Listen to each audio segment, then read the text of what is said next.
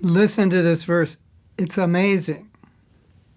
This is from Srimad Bhagavatam, 1st Canto, 18th chapter, text 48. The devotees of the Lord are so forbearing that even though they are defamed, cheated, cursed, disturbed, neglected, or even killed, they are never inclined to avenge themselves. It means the attempt was to kill them. They are never inclined to avenge themselves. So let's just unpack this, because this is what we're supposed to be like.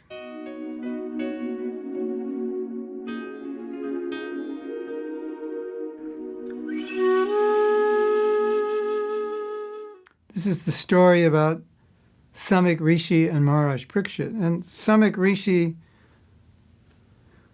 did not take offense at what Maharaj Parikshit did, because he's a rishi and a sage. And Prabhupada says, for Brahmana, the first qualification is forgiveness. Why is that? Because they're in Sattva Guna. And in Sattva Guna, there's only forgiveness, understanding, compassion, and so forth.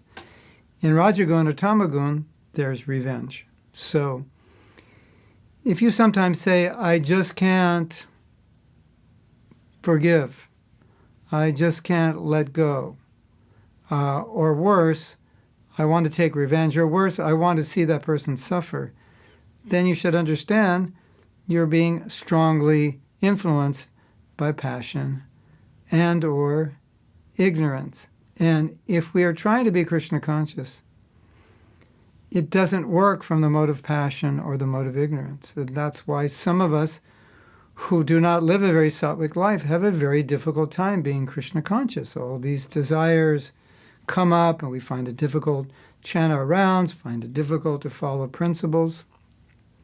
Yes, because if we're living in passion and ignorance, all those things are going to be difficult. If you're living in goodness, they're going to be easy.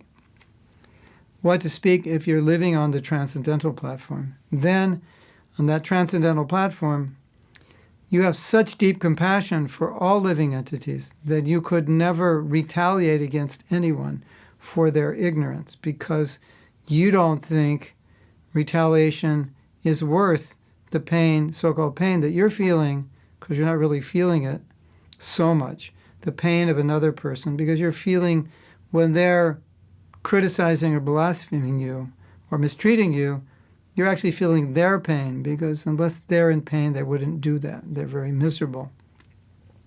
That's what you feel. At the same time, you want to help them. And so we saw this in Prabhupada. He always wanted to help people, no matter how antagonistic they were, how uninterested they were in Krishna consciousness. He would always say, go out and help them. He never held grudges against anyone. No matter how much they turned against them, he would always accept them if they were willing to change. That's a pure devotee. As you may have heard, Srila Bhakti Siddhanta Saraswati Thakur said, we only desire the greatest good for our worst enemies. That's amazing. Like, who does that? But you may think, okay, this is impossible. I'm just not there. All right, I can accept that. This is a goal, something we're striving for. This is something that is life-changing and world-changing. If there's enough people that think this way, the world will change. So if you don't like the way the world is, if you want to see Krishna consciousness spread, you become more like this. You will see the world will change, because it can only change when people become better. And if the other thing is, if we don't go in this direction, then where are we going? We're just going to go in the world of competition and envy and try to outdo everyone else, get more than everyone else, hate the people that have more, hate people who don't do what we like, hate people who don't like us. No, we can't do that. That's what does it mean to be a devotee if we do that? Or at least we should try to be a devotee.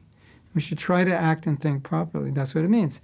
It's a tall order, but that's what it means. We're not just starting a religious movement of rituals to be good and moral. We're establishing a movement to make people pure devotees. And when we and others become pure devotees, then our movement can actually do something to change the world. Without pure devotees, just rituals and an organization, It's not enough. People need examples. People need examples of what it means to be Krishna conscious, what it means to be loving, what it means to be a sadhu. They'll get encouraged that they can do it also. And so the more we can help people become sadhus, the more we help the world, the more they will help others. Hare Krishna. I'm going to read that again so you don't forget. The devotees of the Lord are so forbearing that even though they are defamed, cheated, cursed, disturbed, neglected, or even killed, they are never inclined to avenge themselves. That doesn't say they don't avenge themselves. It's not even inclined. They don't even think about it.